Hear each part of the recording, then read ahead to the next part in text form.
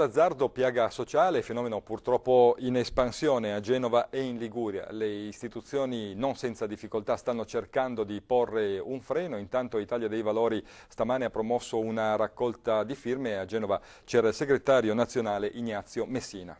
L'Italia è uno dei paesi al mondo dove si gioca di più e il gioco non è un gioco per divertirsi, è un gioco della disperazione, perché giocano le zone più depresse del paese e il giorno, molti non lo sanno, in cui si gioca di più è quando i pensionati ritirano la pensione. C'è da aggiungere anche che già oggi sono 800.000 i soggetti dipendenti dal gioco e che quindi costano anche allo Stato perché devono essere curati, oltre alle tragedie familiari, sono più dei dipendenti da sostanze stupefacenti. 400.000 macchinette in Italia, almeno quelle ufficiali, e dall'altra parte in paesi come l'Inghilterra non ce ne sono proprio, in altri paesi come la Francia solo 20.000, immaginate la differenza.